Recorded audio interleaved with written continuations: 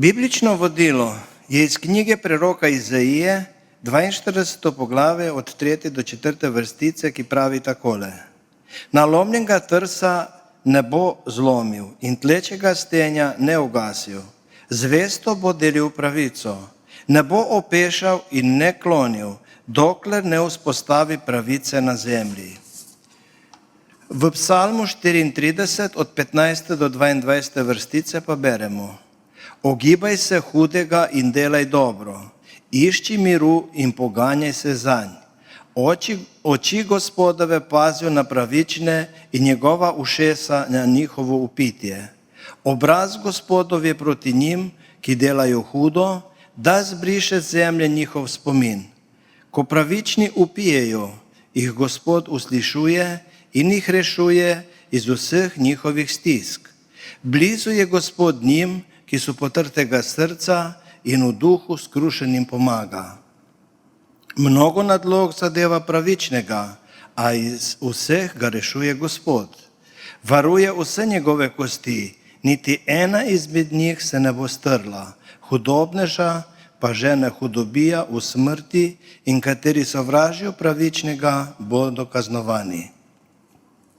K tem besedam, ki smo jih slišali, pa pripada molitev kesanja oziroma priznanja naših grehov, rekoč: Oče v nebesih, ti najbolj veš, da ti s svojim življenjem ne delamo vedno časti in da soljudem vedno ne priskočimo na pomoč. Vse je preveč v našem življenju del teme, ki nas oddaljuje od tebe in teh, ki si nam jih dal na pot življenja kot naše sopotnike. Prosimo te, pomagaj, da se bo to spremenilo in da bomo izpolnili naloge, ki si nam jih kot tvojim otrokom naložil.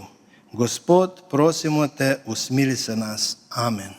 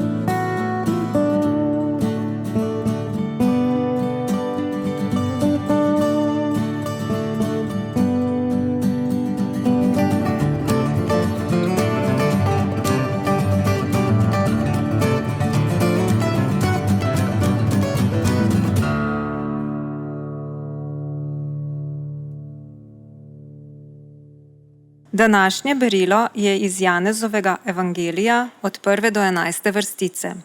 Jezus pa je krenil proti Oljski gori. Zgodaj zjutraj se je spet napotil v tempelj. Vse ljudstvo je prihajalo k njemu, on pa je sedel in jih učil.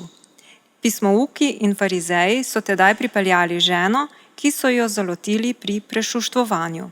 Postavili so jo v sredo in mu rekli: Učitelj, tole ženo smo zasačili v prešuštvovanju.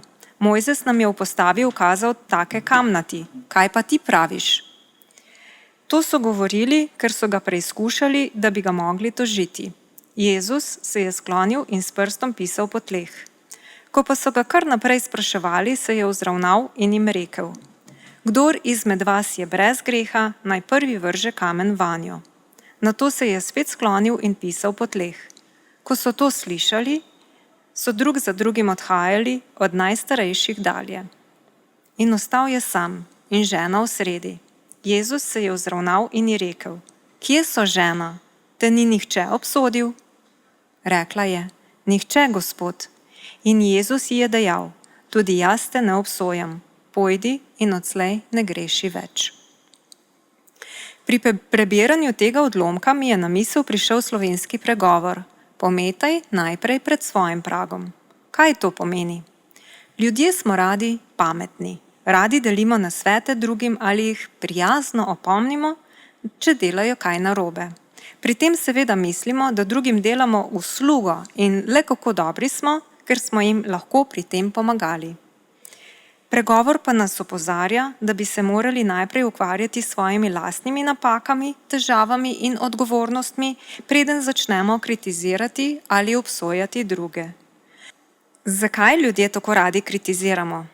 Ko obsojamo druge, se počutimo dobro, ker ustvarjamo iluzijo, da smo sami boljši ali moralnejši. Hkrati morda s tem tudi potrjujemo občutke nadvlade nad drugimi. V resnici pa je ta praksa pogosto znak našega strahu, da bi se morali soočiti sami s sabo. Naša nadvlada pa je le navidezna in kratkotrajna. Kaj torej pravi Jezus? V zgodbi o ženi, ki so jo zasačili pri prešuštvovanju in jo privedli pred Jezusa, da bi jo kamenjali, je Jezus postavljen na preizkušnjo. Farizeje zanima, kako bo reagiral. Namesto, da bi preprosto potrdil kazen, ki je napisana v Mojzesovi postavi, je Jezus izrekel te besede. Kdor izmed vas je brez greha, naj prvi vrže kamen vanjo. S to izjavo je Jezus želel poudariti dvoje. Osebno introspekcijo in ponižnost. S svojim odgovorom je Jezus spodbudil množico, da se zazre vase in razmisli o svojih grehih, preden obsojajo in kaznujejo druge. Pokazal je, da nihče ni brez greha in da nihče nima pravice obsojati drugega. S tem je povabil k ponižnosti in samorefleksiji, saj so se obsojevalci morali soočiti z lastno grešnostjo. Ter odpuščanje in sočutje. Jezusova izjava prav tako poudarja pomembnost odpuščanja in sočutja. Namesto, da bi ženo obsodili na smrt, je pokazal, da moramo biti usmiljeni do drugih in se izogibati hitremu obsojanju. Dragi zbrani, Jezus ni zanikal greha ženske, vendar je postavil v ospredje potrebo po milosti in odpuščanju. Mi vsi smo grešniki in nihče ni brezhiben. In ker je naše obsojanje drugih pogosto nepravično, nas Jezus spomni, da raje poskusimo razumeti, sočustvovati in drugim nuditi podporo. S tem ne samo izboljšamo svoje odnose z drugimi, ampak tudi poglobimo svoj odnos med sabo in Bogom. Današnja družba veliko govori o pravičnosti, tudi o socialni pravičnosti, a običajno gre le za pametovanje, saj je postala tudi pravica zelo relativna. Zgodovinar Paul Johnson meni, da največji dosežek civilizacije ni demokracija, ampak vladavina prava. Kajti svobodni smo le, če je oblast podvržena pravičnemu zakonu. Žal tega ni niti v demokratičnih družbah, včasih ni pravice niti na sodišču. Opravičujemo nezakonita dejanja. Te dni smo bili priča, da moškim, ki se imajo za ženske, dovolimo, da tekmujejo v ženskih športih, kar je nepravično do dejanskih žensk. Primerom zlorab ni konca. Zakaj? Zato, ker Boga nadomeščamo z malikovanjem sebe. Rezultat takšne zamenjave je anarhija, kaos. In ko zavlada kaos, je to izgovor za totalitarizem, za nasilno enotenje in podrejanje.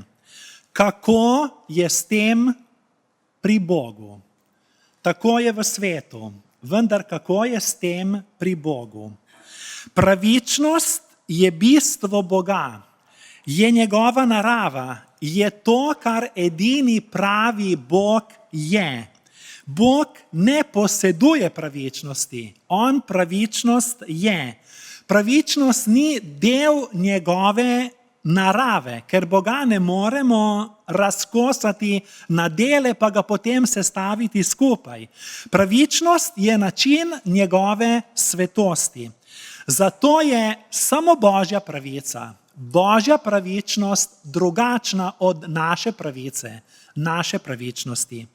On našega greha, kot smo že slišali v berilu, ne spregleda, ker bi s tem zatajil sebe, ampak ravna z nami usmiljeno in nas ne obtoži, ampak naš greh prevzame nase. On zvesto deli pravico. Zato lahko samo on vzpostavi pravico na zemlji. Vabim, da ostanemo k poslušanju Božje besede, ki smo jo že slišali uvodoma in je današnje biblično vodilo in govori o Božji pravici. Nalomljenega trsta ne bo zlomil in tlečega stenja ne ugasil. Zvesto bo delil pravico. Ne bo opešal in ne klonil, dokler ne vzpostavi pravice na zemlji. Amen. Izvolite sesti. Hvala Bogu za njegovo sveto, resnično in večno besedo. Besede so iz preroka Izaije, 42. poglavje. V današnjem bibličnem besedilu imamo čudovito sliko, kar dve sliki, dve metafori. Verjetno je pisec Izaijeve knjige nabiral trsje kot pisalni pripomoček, ker je bil takrat trst pisalo. Priostreni trst je namakal v črnilo in pisec tako pisal.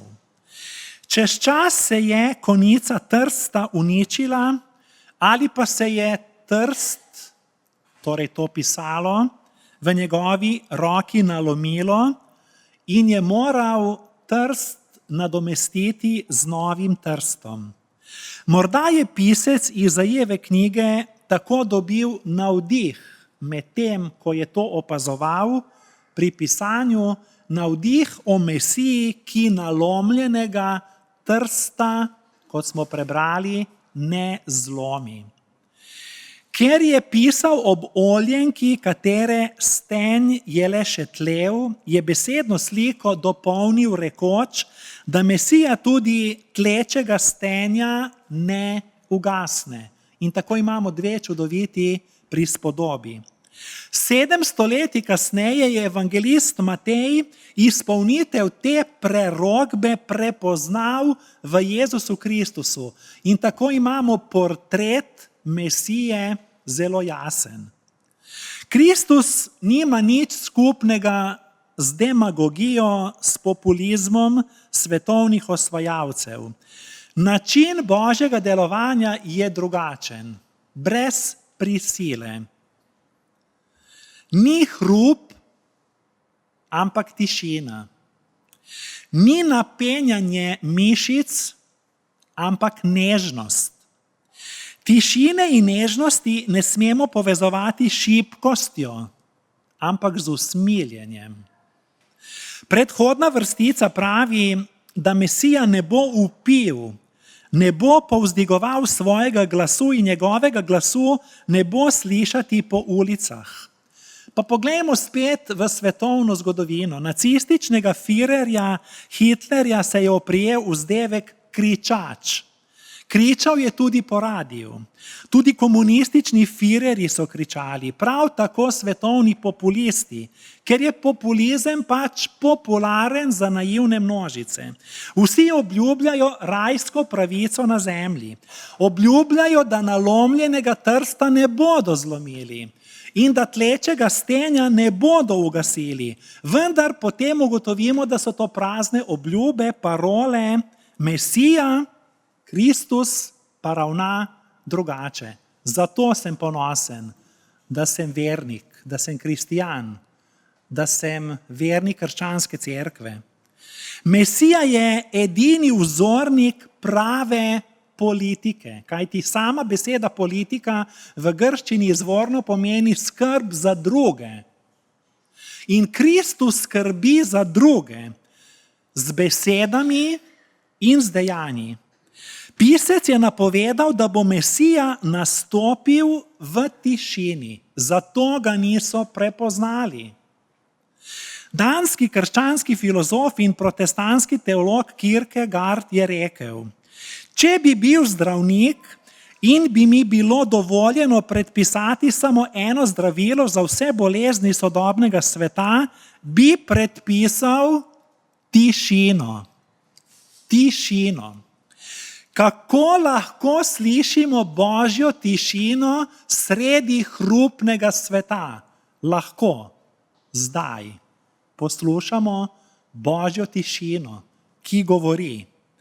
Tišina je osnovna potreba, tišina je darilo, tišina je luksus, bom rekel. Besede, ki prihajajo iz tišine, nosijo moč, nosijo globino. Ne takrat, ko se mož in žena spreta in kuhata tiho mašo. Govorim o drugačni tišini, tisti globoki tišini, blagoslovljeni tišini. Namreč besede, ki prihajajo iz tišine, nosijo moč in globino. Besede, ki prihajajo iz hrupa, pa so šibke, so grozeče in zato tudi plitke. Upočasnimo hitrico tempa. Ura, ki je postala kot Frankensteinova pošast, postaja naš tiran. Narava pa nas uči poslušanja. Sredi gozda, ob plimovanju morja, ob opazovanju sončnega zatona, ob poslušanju petja ptic. Če bi poslušali Boga in ljudi, bi se izognili večini tragedij, vojn, ločitev, nasilja, drog, razpadlih odnosov, bolečin. Zakaj se tišine bojimo? Tišina je znak obilja, ne pa pomanjkanja. Kdor uničuje tišino, uničuje pot, ki vodi k Bogu. Tišina je prvi Božji govor, vse drugo je slab, neustrezen prevod. Bog je tišina, ki je zgovornejša od vsakega govora. Bog je beseda, ki je jasnejša od vsake naše besede. Zgodnja cerkev je verjela, da je Bog govor, ki molči, in molk, ki govori. Kdo bi to razumel? Molk, ki govori, in govor, ki molči. Da, to so duhovne zadeve. To so skrivnosti duha, ko Božji duh govori našemu srcu. To je govoreči molk in molčeči govor. Danes se mora vse dogajati hitro, glasno, hrupno in naša umska in čustvena koncentracija zahteva stalne spremembe. Ne zdržimo tudi ob opazovanju ekranov, da se ne bi hitro nekaj dogajalo in spreminjalo, in če smo neučakani in če lahko ta program zavrtimo za nazaj ali naprej, si hitro pomagamo s to tehniko in preskočimo vse tisto, kar nas ne zanima. Torej, slike se morajo vrstiti v sekundah. Živimo v družbi direndaja, spektaklov, atrakcij, zabavne industrije, nereda, kričanja, razgrajanja, trušča, vendar hude tesnobe. Zato današnje biblično vodilo Boga predstavi v pravi luči. Nas vsaj za kako uro iz sveta prestavi v Božje kraljestvo.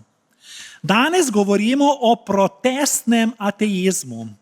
Ta nastaja zato, ker bralci Svetega pisma Boga predstavljajo v napačni luči. Torej, da se razumemo, ne govorimo več toliko o ateizmu, ker je to preživelo, ampak govorijo ljudje o protestnem ateizmu. Torej, to pa zato, ker bralci Svetega pisma Boga predstavljajo v napačni luči. Toda resnica je drugačna. V bistvu smo jezni na Boga, ki sploh ne obstaja. Torej na Boga, ki je plod neke domišljije, fantazije, naših človeških predstav. Kajti med besedilnim Bogom stare zaveze in dejanskim Bogom, ki ga je razodel Jezus Kristus, je razlika. Starozavezna besedila o Bogu moramo usklajevati z Bogom, ki ga je razodel Jezus Kristus. Sicer Bog ostane kaj? Krvnik, zakonodajalec in to smrtonosni, bojevnik, božanski prevarant, general genocidov, morilec množic, če odpremo Staro zavezo. Ateizem v osnovi je itak iluzija, je slepilo, je samo prevara. Ateistov ni, ker je človek po naravi religiozno bitje, čeprav se ateisti še tu in tam tolažijo, da Boga ni. Vendar jaz vedno rečem, da luknja v zidu dokazuje, da zid obstaja. Luknja v zidu dokazuje, da zid obstaja. Izjava Normana Geislerja je še jasnejša. Nimam dovolj vere, da bi bil ateist. Torej, nimam dovolj vere, da bi bil ateist. Pa se vrnimo k našemu bibličnemu vodilu. Torej, priznam, da v Boga, kot ga predstavljajo nekateri, ne moremo verjeti. Ker je tak Bog kot nekaj groznega, strašnega. In hvala Bogu, da Bog ni tak, kot si ga predstavljajo laični poznavalci Svetega pisma. Ravno današnji starozavezni, celo starozavezni, ampak mesijanski, biblični odlomek nam pomaga spoznati pravo naravo Boga. Zato se želimo osvoboditi Boga, kakršnega vsiljujejo fanatični zanesenjaki ali pa fundamentalisti. Bodisi kakršnikoli, tudi krščanski fundamentalizem je zelo nevaren.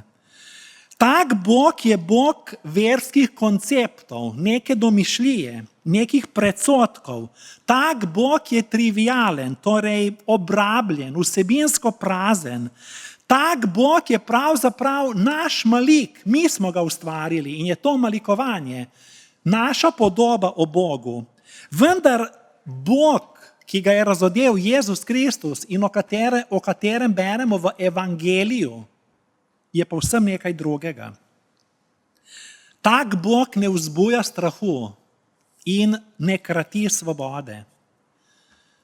Dokončno se je treba znebiti napačne podobe Boga, da bomo duhovno zdravi in svobodni, kajti šele takrat vstopimo v globino Boga in Svetega pisma. Kajti vsak govor o Bogu, ki ne poteši, je laž. Vsak govor o Bogu, ki ne poteši, je laž, je prevara. Izaijev spev o Gospodovem služabniku zveni povsem drugače. Saj je mesijanski prerok to in je že žarek nove zaveze v stari zavezi. Tako milozvočno zveni: nalomljenega trsta ne bo zlomil in tlečega stenja ne bo ugasil. Jezus torej prevladuje nad Abrahamom, Jakobom, Mojzesom, Jozuetom, Elijo, Davidom. In ko staro zavezo postavimo v njen kontekst, razbremenimo Boga, bom kar rekel, spornih dejanj. Kajti stara zaveza je bila pisana v drugačnem času, v neki povsem drugi kulturi, v povsem drugačnem kontekstu. In Izaija, ki je mesijanski prerok, je sončni žarek o miroljubnem, nežnem, ljubečem, tihem, ponižnem Mesiji. Pomislimo samo na 53. poglavje iz Izaijeve knjige, ki govori, kako bo šel na križ ta Mesija, kako bo kot jagnje in kako bo trpel in daroval svoje življenje in bo tiho in bo molčal celo takrat, ko ga bodo krivično obsodili. In potem pride en udarec, da bo delil pravico in to zvesto, vendar mi nočemo te besede slišati. Pravica, pravičnost. O, ko bi bil Bog pravičen, tako kot smo ljudje pravični, pravzaprav samo pravični, bi se nam hudo pisalo. In kot je bilo uvodoma rečeno, Božja pravičnost je drugačna, tako da on prevzame naše krivde nase in nas razbremeni. Odpuščeno nam je zaradi zmage nežnega odrešenika, zato je krščanstvo edinstveno. Zato sem se odločil za krščanstvo, kot vedno rad rečem, nisem toliko bedast, da bi ravno verjel v krščanstvo. Le zakaj? Ko je vendar toliko religij, alternativ, ali pa bi, ne vem, izumil kako svojo. Saj ljudje imajo danes pogum, da kar izumijo neko svojo vero ali pa neko svojo cerkev. Vendar je krščanstvo tako edinstveno, da ko zasveti sonce, vse luči zgubijo na veljavi. Nalomljenega trsta ne bo zlomil in tlečega stenja ne ugasil. Tako komaj čakam, da govorim o lepoti Boga, o Božjem sočutju. Tak Bog me prevzema, nad njim smo navdušeni. Nihče ne more tako pomiriti naše duše. Ta vrstica kaže na razliko med religijo oziroma farizeji in med krščanstvom oziroma Jezusom. Bog ni poslal svojega sina na svet zato, da bi svet sodil, ampak da bi se svet po njem rešil. Slikovit poetični govor izraža naravo krščanstva. Jezusov evangelij je drugačen od stare postave, zato je vesela novica, kar evangelion pomeni, dobra, vesela novica. Stara zaveza to ni, nova zaveza pa je. Nalomljen trst in tleč stenj predstavlja zlomljene, zlorabljene ljudi, ki so jih farizeji, torej tedanja religija, in Rimljani, tedanja politika, izkoriščali in trpinčili. Jezusov Bog je drugačen. Ni ne eno, ne drugo, ampak je samo usmiljenje, nežnost. Religiozni ljudje so si opevali slavo do neba. Rimski cesari so vladali železno palico, kasneje pa inkvizicijska cerkev z ognjem in giljotino. V družbi izstopajo visoki granitni vrhovi, vladajo tiranski osvajalci, ki izdrobijo v prah vse, kar jim je v napoto. Tudi poganski bogovi v mitologijah imajo takšne poteze. Se vojskujejo med sabo, tekmujejo, povzročajo strah, občutek sramu in nič vrednosti. Pred njimi mora človek stalno klečeplaziti, jim dobrikati, da bi dobil naklonjenost.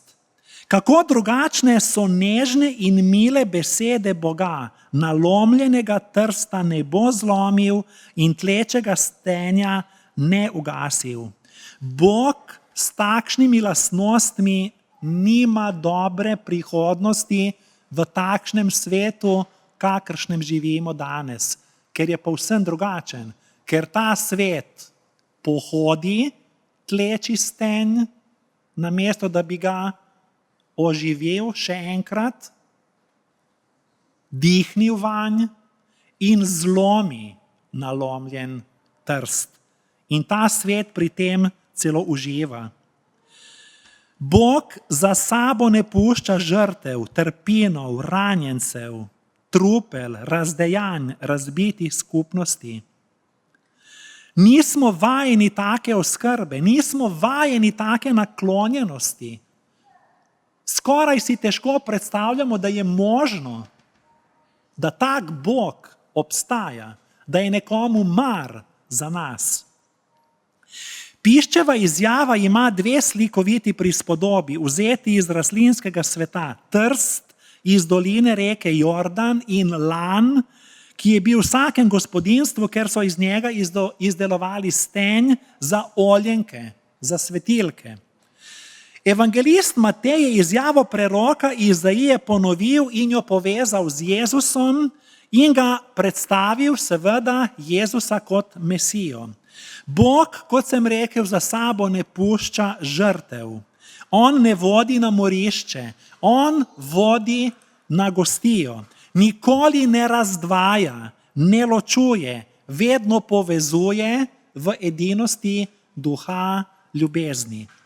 Bog je takšna lepota, da si je ne moremo zamisliti. Ne čudi, da se ji je mučenec Polikarp iz Smirne leta 155 po Kristusu ni hotel odpovedati. Na prokonzulovo zahtevo, ki je glasila prekovni Jezusa in ga zasramuj, je rekel: 86 let mu služim in ničesar slabega mi ni storil. Kako bi mogel žaliti svojega kralja, ki me je odrešil?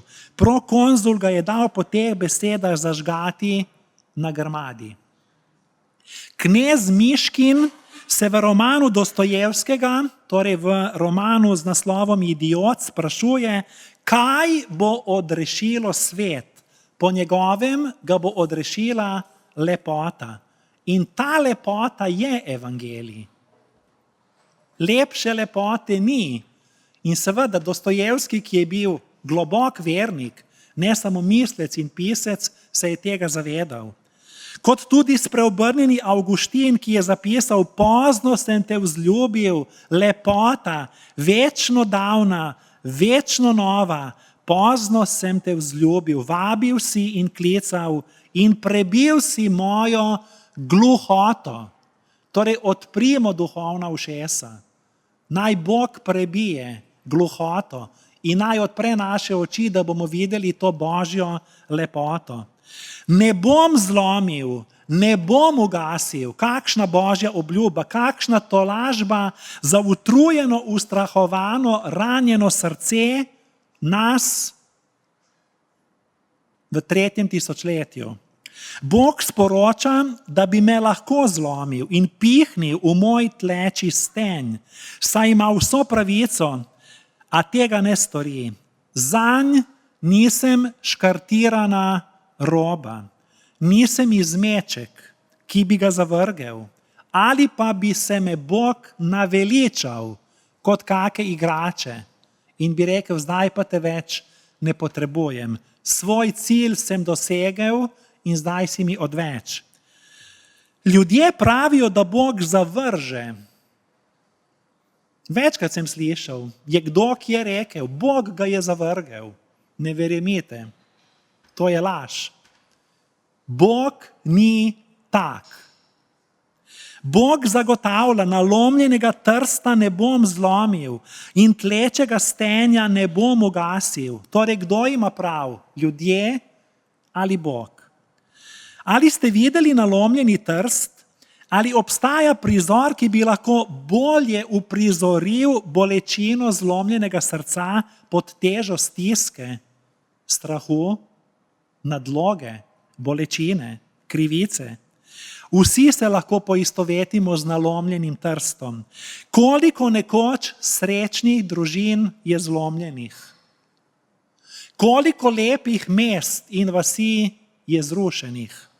Koliko zlorabljenih otrok ječi v svoji krhkosti?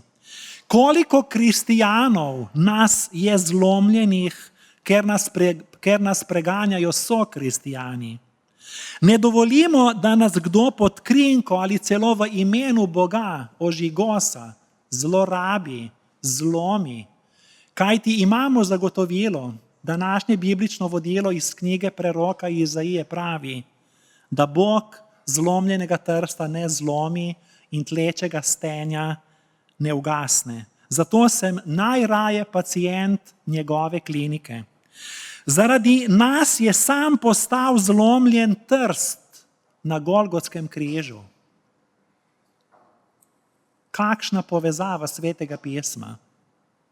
Zaradi nas je sam postal zlomljen trst na Golgotskem križu, zato da nas razume. Na križu je iz gobe na konici trsta pil kis našega grešnega življenja, da bi nam podaril sladkost milosti odrešenja, da bi zacelil našo zlomljenost. To je evangelij. To je terapevtski evangelij. Če evangelij ni terapevtski, potem ni evangelij. Potem je škoda časa, da ga preživimo v cerkvi. Obe metafori se nanašata na šibkost. Kaj na svetu je lahko šibkeje kot nalomljen trst? Ko samo čakaš, Kdaj se bo zlomil do konca? Ali pa laneni stenj, ki ugaša in doživlja svojo izgorelost. Danes bi rekli svoj burn-out. Trst v močvirju lahko premakne vsaka divja raca, vsaka lahko pomendra, najmanjši veter ga premakne. Jezus ni vzel za primerjavo mogočnega hrasta, ni vzel reflektorja, ampak tleči stenj, ni vzel neke žarnice, ampak vse tisto, česar mi ne bi nikoli izbrali in na to ne bi niti pomislili. Majhen otrok lahko z enim dejanjem zlomi do konca nalomljen trst. Majhen otrok lahko z enim pihom ugasne tleči stenj. Nič na svetu ni tako minljivo, šibko, slabotno, tako negotovo kot nalomljen trst in tlet stenj. In Sveto pismo nam zagotavlja, da Bog ne gradi svojega kraljestva na junakih, ampak na mali čredi. Ni to čudovito? Ne gradi svojega kraljestva samo na Mojzesu, ko z dvignjeno palico razdira, odpira morje ali pa prikliče vodo iz stene, ampak tudi na tistem Mojzesu, ki joče, ki trpi, ki ne more vstopiti v obljubljeno deželo. Ne samo na Samsonu, ki dviguje ogromna mestna vrata, ampak tudi na Samsonu, ki je soočen s stisko življenja. Ali pa z Gedeonom, ki je pregnal Midjance, ampak tudi z njim, ko je bil plašen. In tudi ne samo z Davidom, ko je premagal Goljata, ampak tudi z Davidom, ko se je kesal svojih grehov in postal človek po Božjem srcu. Omenjeni so imeli tudi trenutke šibkosti in zlomljenosti. Všeč mi je Sveto pismo, zato ker ljudi ne idealizira. Glavni junaki Svetega pisma niso idealni. Gospod hoče imeti predvsem čredo svojih plašnih, včasih celo prestrašenih ovac. Veste zakaj? Zato, da računamo nanj, da hodimo za njim, ne pa za tatovi in sleparji. Všeč mu je, ko rečemo: Gospod, potrebujem te, ker sem nemočen, pomagaj moji neveri, preden ti vrnem vstopnico za v nebesa. Ker v tem trenutku težko sprejemam vse, kar se dogaja, ampak ti kljub temu zaupam, kot je rekel trpeči judovski filozof Job. Milo mu je, ko se razjočemo nad svojo krhkostjo in šibkostjo, zmotami, stranpotmi in padci. Takrat nam je najbliže in takrat nam je dovolj kaj? Njegova milost. Ko se nam srce trga od krivic, on zvesto deli, tako smo prebrali, svojo pravico. Drugi bogovi, drugi ljudje jemljajo pravico v svojo roko in nalomljeni trst zlomijo, ga poteptajo, iztrebijo, vržejo v ogenj in pri tem še uživajo, Bog pa ne. Morda si preživel ločitev zakonske zveze, morda si preživel smrt zakonca, smrt člana družine, zgubil prijatelja, se soočaš z boleznijo, morda si izgubil delovno mesto, morda se soočaš z izdajstvom, zatajitvijo, krivico ali pa umazanim potikanjem, rovarjenjem, obrekovanjem, sodbo. Ostanimo mirni, kajti on nalomljenega trsta ne bo zlomil in tlečega stenja ne bo ugasnil. Nihče ti ne more ukrasti blagoslova. Nihče. Ni se treba sprenevedati in svojih čustev dušiti, ker Bog ve, da trst ni sladko in žlahtno sadno drevo. Ve, da trst ni primeren za gradnjo mostov ali stavb, hiš ali pa za izdelavo pohištva. Trst ni neka posebna dragocenost v kraljestvu rastlin. Nima lepega, dišečega, barvitega cveta niti ploda. To, da Bog je Bog nalomljenega trsta, ne lepih vrtnic, kraljic vrtov. Bolj, ko si zlomljen, bolj Bog skrbi zate. Na to je pisec uporabil še slikovito metaforo tlečega stenja, ki ga Bog ne ugasne. Ste že kdaj videli tleč stenj? Torej, v tistih časih, ko ni bilo električnega toka, so iz lanenega blaga izdelovali tak stenj, ga namočili v olje, potem to dali v glineno posodo v oljenko. In kaj je to sporočilo tega lana? Stenj izdelan iz lanu. Lan je nežna rastlina, iz katere tkejo belo tkanino. Vse kulture poznajo lan. Z lanenimi krpami so čistili umazanijo, zavijali rane, izdelovali čudovita oblačila za velikega duhovnika, pletli vrvi, mreže, jadra, laneni trakovi v oljenki so osvetljevali domove. Tako je ta prispodoba zelo živa za tisto kulturo in tisti čas. Tleč stenj pa je nekaj, kar komaj da še živi, bi rekli. In daje zelo malo svetlobe, se smodi, smrdi, dimi, ker samo tli, v prostoru ni svetlobe. Tak stenj je nekoristen. Koliko nesreč se zgodi, ker je prostor v temi. Koliko opravil in del ostane nedokončanih, ker je v sobi tema. Koliko strahu in nevarnosti nastopi zaradi teme. Vendar naš Bog ni Bog, je, ampak v tej sliki ne. Bog sonca, Bog svetlečih zvest, ognja in žvepla, ampak Bog tlečega stenja. Bog zadnje iskrice. In če samo tu in tam še vidiš neko zadnjo iskrico, veruj, Bog bo dihnil svoj dih svetega duha in bo razplamtel v nov ogenj, ker on je luč sveta, ne bo ugasil tlečega stenja. On se ne sramuje mojih črnih saj, on ne ponižuje, ne izpostavlja nikogar v posmeh in zastramovanje, ne izsiljuje in ne razširja zahrbtnih govoric, ne poveličuje naših slabosti, nam ne očita, nam ne grozi, nas ne izsiljuje in ne ustrahuje. Če Bog zagotavlja, da ne bo ugasil tlečega stenja, kako si potem kdo upa v imenu Boga trditi, da je Bog koga zavrgel? Bog nikogar ne zavrže.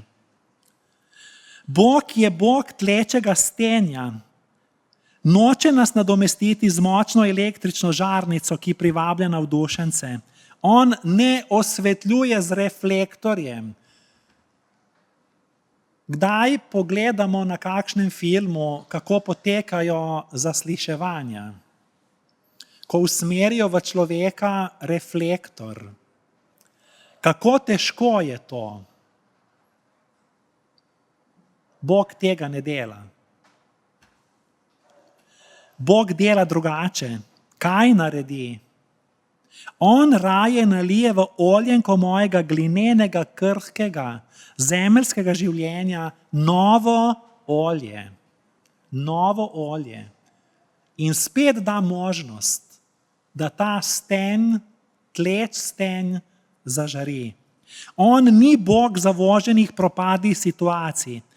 Ne potrebujem človeškega olja prerokov, gurujev, sleparjev, šarlatanov in novih apostolov, ampak Božje originalno olje svetega duha.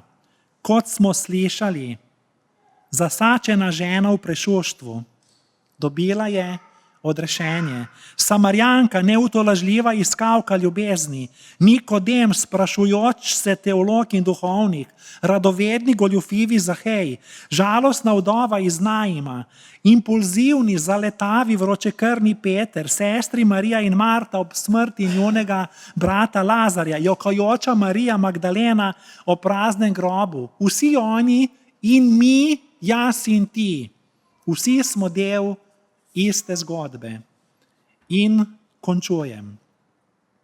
Sprašujem, kdo bi dal na poročno torto namesto svečk tleč stenj. Ali pa, kdo bi se ponašal z nalomljenim trstom v vazi. Dobili bi obisk, gostijo in potem bi dali v vazo nalomljen trst ali neko suho nalomljeno slamo, slamico.